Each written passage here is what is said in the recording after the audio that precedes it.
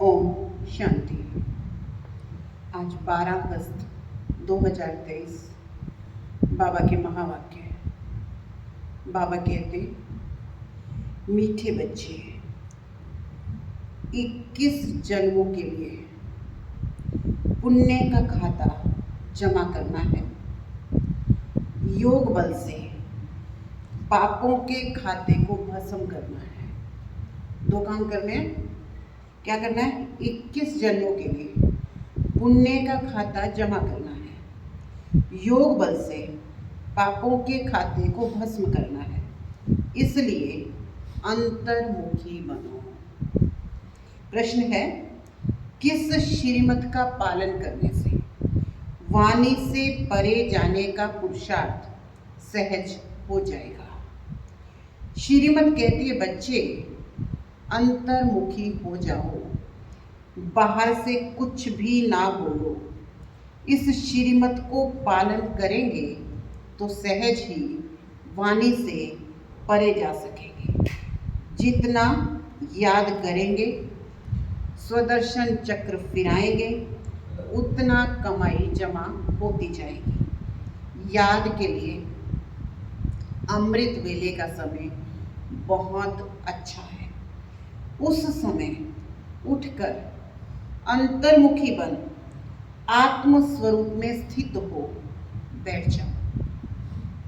अमृत वेले क्या करो? आत्म स्वरूप में स्थित हो बैठ जाओ। गीत है, तूने रात गवाई सोए के, दिवस गवाया खाए, हीरा जन्म अनमोल है, कोड़ी बदले जाए। यहाँ दिनों रात, दिन माना सत्युग त्रेता, रात माना द्वापर कलयुग। तो बाबा कहते, तुमने रात गवाई सोए के, दिवस गवाया खाए। हीरा जन्म अनमोल है, यानी संगम युग अनमोल है, और उसको क्या कर रहे हो?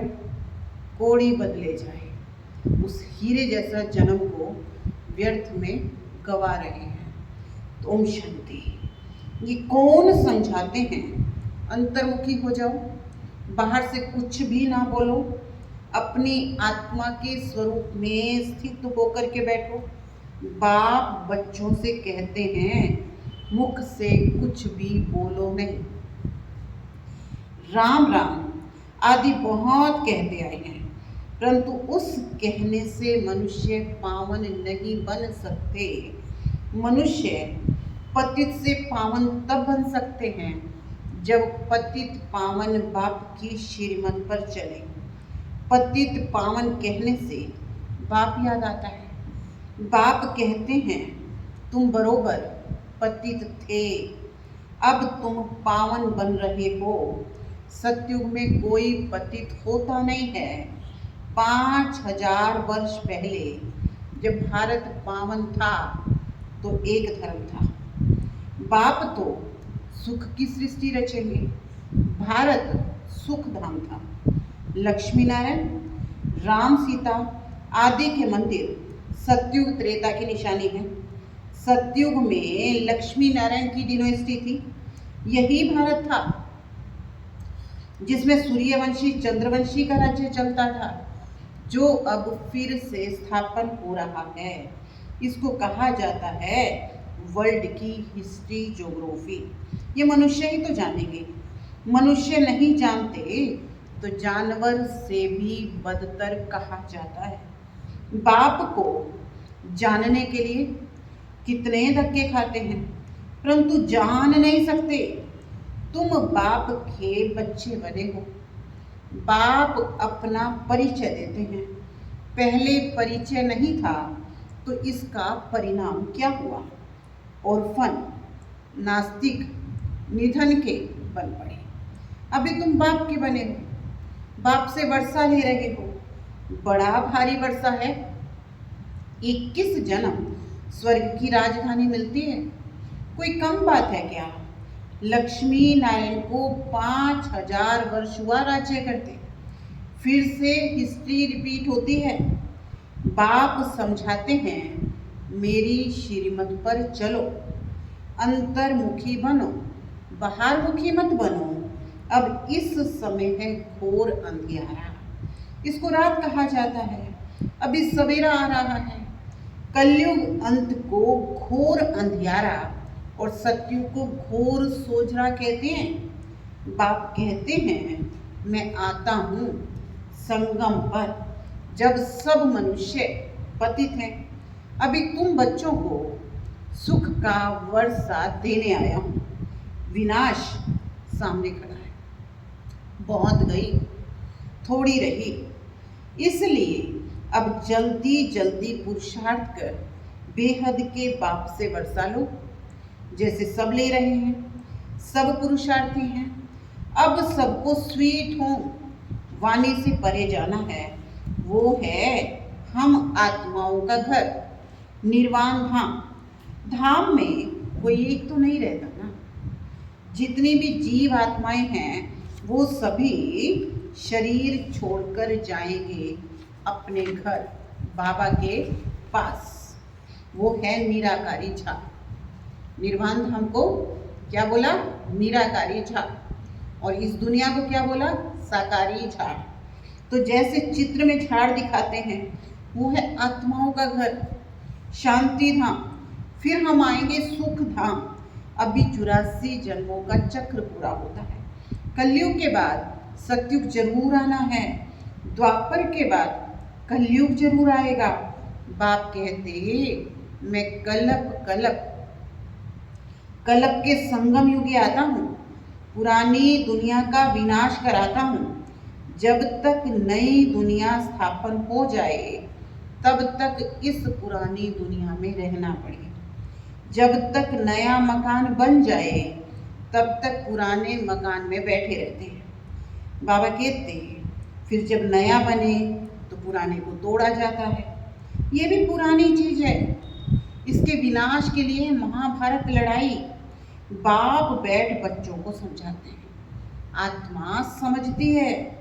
जिस्मानी नॉलेज आत्मा सीखती है। आत्मा कहती है मैं प्रिंसिपल हूँ, मैं सर्जन हूँ।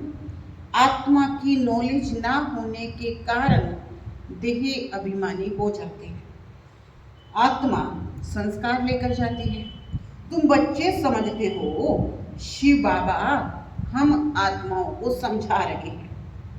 हम आत्मा ये पुराना शरीर छोड़ फिर जाकर नया लेंगे। अभी हम शाम हैं, फिर हम सुंदर बनेंगे। सुंदर से शाम बनते हैं। 84 जन्म लगते हैं। फिर बाबा काम चिता से उतार ज्ञान चिता पर बिठाए गोल्डन एज का मालिक बना देते हैं। बेहद का बाप जरूर वर्षा भी तो बेहद का देगा। बाप उचते उच है। कहते हैं मैं तुम्हारे लिए बैकुंठ की सौगात लाया हूँ। हथेली पर बहिष्ट लाया हूँ। सेकंड में तुम साक्षात्कार करते हो। कितने ढेर ब्रह्मा कुमार कुमारियां हैं। शिव बाबा के पोत्रे पोत्रियां हैं। तुम कहते हो हम शिव बाबा से वर्षा लेते हैं। वही सर्व का सदगति दाता है। राजयोग सिखलाते हैं। निराकार कैसे सिखलाए, इसलिए ऑर्गन्स द्वारा पढ़ाते हैं। सृष्टि चक्र की नॉलेज देते हैं। जिसको परमात्मा सुप्रीम सोल कहते हैं। महिमा है सारी उस एक की। ज्ञान का सागर पतित पावन वही है। तुमको भी मास्टर सुप्रीम अथवा पावन बनाते हैं। वो बेहद का बाप है जिसको सब भगत याद करते हैं। सभी भक्तों का वो भगवान है, परम पिता परमात्मा। अगर उसको सर्वव्यापी कहोगे तो वर्षा कैसे मिलेगा? मनुष्य को भगवान नहीं कह सकते। श्री कृष्ण को भी दैवी गुणों वाला मनुष्य कहा जाता है। वो है फर्स्ट बेस। सभी उनको झूले में झुलाते हैं। शिव बाबा को कभी झुलाते नहीं होंगे क्योंकि वो कभी बच्चा बनता ही नहीं है। वो तो साक्षात्कार कराते हैं समझाने के लिए हम तुम्हारा बच्चा हूँ। बाबा बच्चा बनता नहीं है, शरीर में कभी बच्चे रूप में नहीं आता है, लेकिन क्या कहते हैं ये तो साक्षात्कार कराते हैं समझाने के लिए कि हम तुम्हारा बच्चा हूं, अगर तुम मुझे अपना वारिस बनाओगे, तुम मुझ पर बलिहार जाओगे, तो मैं तुम पर बलिहार जाता हूँ। बलिहार जाते हो तो जैसे मैं तुम्हारा बालक हो गया। मनुष्यों में कितनी अंधश्रद्धा है, जहां तहां माथा टेकते रहते हैं। जैसे गुड़ियों की पूजा, नवरात्रि में बहुत गुड़िया बनाएंगे, उनकी ऑक्यूपेशन का पता नहीं है। 4-6 भुजा वाली देवी थोड़े ही होती है। फिर उनके हाथ में तलवार दे देते हैं। देवताएं हिंसक थोड़े ही होते हैं। शास्त्रवादियों ने तो देवियों को भी हिंसक बना दिया। नेपाल में काली को पूजते हैं, फिर ऐसा है थोड़े, मम्मा ऐसी काली जीभ वाली थोड़ी है। मनुष्य तो मनुष्य होता है। ब्रह्मा विष्णु शंकर हैं सूक्ष्म वतनवासी, बस और कोई चीज ही नहीं है। फिर 8-10 भुजा वाले कहाँ से आए? ये सब भक्ति मार्ग के अलंकार बनाते। पैसा कमाने के लिए कुछ तो चाहिए। किस्म किस्म के चित्र बैठ बना देते हैं। वहां देखो सुंदर श्री कृष्ण का मंदिर, वहां फिर सांवरे श्री कृष्ण का मंदिर। कारण तो चाहिए ना। कितनी अंधश्रद्धा है। अब भक्ति मार्ग खत्म हो, ज्ञान मार्ग जिंदाबाद होता है। बाकी समय थोड़ा है, मरना जरूर है। पुत्र पोत्रे वारिस नहीं बनने हैं। वहां तुमको ये ज्ञान ही नहीं होगा कि संगम पर हमने राजाई के लिए पुरुषार्थ किया था। सत्य में बाबा कहते ज्ञान ही नहीं होगा कि हमने संगम पर राजाई के लिए पुरुषार्थ किया था। वहां तो पवित्र सृष्टि चल पड़ती है। यहाँ तुम जानते हो बरोबर हम बाबा की राजधानी के हकदार हैं। वहां ये पता नहीं होगा कि कौन कौन से कर्म किए थे, कैसे बने, ये सब भूल जाता है। वहां पतित होते ही नहीं हैं। जो पावन बनने के लिए गुरु करना पड़े। बाप पैर धोकर बच्चों को तख्त पर बिठाते हैं। गुरु चाहिए सदगति के लिए, वहाँ है सदगति। गुरु की दरकार ही नहीं। बाप कहते हैं अपने को आत्मा समझो, देह अभिमान में ना रहो। मैं आत्मा अभी डॉक्टर के रूप में हूँ, मैं आत्मा मैजिस्ट्रेट के रूप में हूँ। फिर ये शरीर छोड़ने के बाद पता नहीं क्या बनूंगा। हम इस शरीर द्वारा पढ़ते हैं, आत्मा इन ऑर्गन्स द्वारा पढ़ती है, आत्मा ऑर्गन्स द्वारा सुनती है। ये समझने की बातें हैं, ना कि दंत कथाएं हैं। बाप कहते हैं ये सारी दुनिया कब्रिस्तान होनी है। अब जागो नहीं तो भंभोर को आग लगने के समय हाय हाय करेंगे, परंतु कुछ कर नहीं सकेंगे। काल खा जाएगा, त्राही त्राही करके रह जाएंगे, सजा भी बहुत खाएंगे। अब भी हम पापों का खाता खल्लास कर पुण्य के खाते को जमा करते हैं। नए सिरे 21 जन्मों के लिए जमा करना है। जमा होगा बाप की याद से। पुराना खाता चुकतू हो जाना चाहिए। ज्ञान कितना सहज है। तुम्हारी रोज कितनी कमाई होती है। जितना जो याद करते हैं, स्वदर्शन चक्र फिराते हैं तो अथाह कमाई करते हैं। अनगिनत, वहाँ गिनती थोड़ी होती है। अभी झोपड़ियों में बैठे हैं, फिर महलों में बैठेंगे। फर्क होता है झोपड़ी और महल में। ब्रह्मा द्वारा नई दुनिया की स्थापना, तो पुरानी दुनिया का विनाश हो जाएगा। अभी की बात है, राजधानी की स्थापना हो जाएगी। फिर जिसने जितना पुरुषार्थ किया सो किया, फिर विनाश हो जाएगा। इसलिए अब गफलत नहीं करनी चाहिए। सवेरे उठकर याद में बैठ जाना चाहिए। जितना याद का चार्ट रखो उतना अच्छा है। फिर उच्च पद पाओगे। शिव बाबा के गले का हार बनोगे। दिल दर्पण में देखना है, मैं कितना लायक हूँ, लक्ष्मी नारायण को वरने के लायक हूँ। हम मम्मा बाबा जैसी सर्विस करते हैं, किस्म किस्म के फूल हैं। ये बाग माँ बाबा का ह्यूमन गुलशन है। कहेंगे देखो कुमार का, बाबा अच्छे अच्छे फूलों को याद कर रहे हैं, प्रकाशमणि दादी, मनोहर दादी।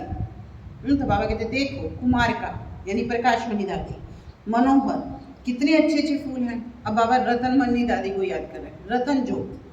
बाबा कहते, बाबा पहले इस बगीचे को देखते, फिर उस बगीचे को जाकर के देखते। बागवान जांच करता है फूलों की, तो बच्चों को फॉलो करना चाहिए ना। नंबर 1, नंबर 2, फूल कौन कौन से हैं, ऐसा बनना चाहिए। 21 जन्मों के लिए राजाई पद पाना कोई कम बात थोड़ी है, अथाह सुख है। विश्व का मालिक बनना है। ये स्कूल है, उस जिस्मानी पढ़ाई के साथ साथ ये रूहानी पढ़ाई भी करो। टीचर्स हमेशा अच्छे मैनर्स वाले होते हैं, तो बाबा कहते ऑनेस्ट भी होते हैं। स्कूल में अंधश्रद्धा की बात नहीं, वहाँ बैरिस्टर पढ़ते, इंजीनियर पढ़ते, यहाँ तुम राजाओं का भी राजा बनने के लिए पढ़ते। सन्यासी तो कहते हैं ईश्वर सर्वव्यापी है, बस खेल खत्म। बेहद का बाप बच्चों को समझाते हैं, बच्चे अंतिम जन्म पवित्र रहो, तुम बहुत सर्विस कर सकते हो। वहाँ भी एजुकेशन डिपार्टमेंट है और यहाँ गॉडली एजुकेशन डिपार्टमेंट है। तुम बच्चे हो राजऋषि, वो तो घर बार छोड़ते हैं, तुम घर में रहते सारी दुनिया का त्याग करते हो। तुम्हारी बुद्धि में अब नई दुनिया है जो बाप बनाते हैं, इसलिए बाप कहते हैं मुझे याद करो, ये पुरानी दुनिया खल्लास हो जाएगी। ये रूहानी कॉलेज अथवा हॉस्पिटल बहुत बड़ा है, जिससे तुम एवर हेल्दी एवर वेल्दी बनते हो। घर घर तुम ये हॉस्पिटल कॉलेज खोल सकते हो, इसमें खर्चा कुछ नहीं, सिर्फ 3 पैर पृथ्वी चाहिए। अच्छा, माता पिता बाप दादा का मीठे मीठे सिक्की लधे बच्चों प्रति याद प्यार और गुड मॉर्निंग। रूहानी बाप की रूहानी बच्चों को नमस्ते। हम रूहानी बच्चों की रूहानी बाप दादा को याद प्यार, गुड मॉर्निंग, नमस्ते, ओम शांति। धारणा के लिए मुख्य सार, सवेरे सवेरे उठ याद में जरूर बैठना है, इसमें गफलत नहीं करनी है, पुण्य का खाता जमा करना है। सेकंड है, एम ऑब्जेक्ट को बुद्धि में रख, अच्छे मैनर्स धारण करने हैं, रूहानी पढ़ाई जरूर करनी है, अंतर्मुखी होकर रहना है। आज का वरदान है, ब्राह्मण जीवन की विशेषता को जानकर उसे कार्य में लगाने वाले सर्व विशेषता संपन्न भव। ब्राह्मण जीवन की विशेषता को जानकर उसे कार्य में लगाने वाले सर्व विशेषता संपन्न भव। ड्रामा के नियम प्रमाण संगम युग पर हर एक ब्राह्मण आत्मा को कोई ना कोई विशेषता मिली हुई है, चाहे माला का लास्ट दाना हो, उसमें भी कोई ना कोई विशेषता है। तो ब्राह्मण जन्म के भाग्य की विशेषता को पहचानो। सोचो, ब्राह्मण बना तो मेरे में ऐसी कौन सी विशेषता है जो भगवान के काम है, और उसको कार्य में लगाओ। एक विशेषता भी अगर भगवान के कार्य में लगाई तो और विशेषताएं अपने आप आती जाएंगी। एक के आगे बिंदी लगते लगते सर्व विशेषताओं से संपन्न बन जाओगे। स्लोगन है, मन मना भव के मंत्र की सदा स्मृति रखे तो मन का भटकना बंद हो जाएगा। क्या कहा बाबा ने? मन मना भव के मंत्र की सदा स्मृति रखे तो मन का भटकना बंद हो जाएगा। आज क्या करना है? तो बाबा कहते स्वयं को समझना है, मैं विशेष आत्मा हूँ। ओम शांति।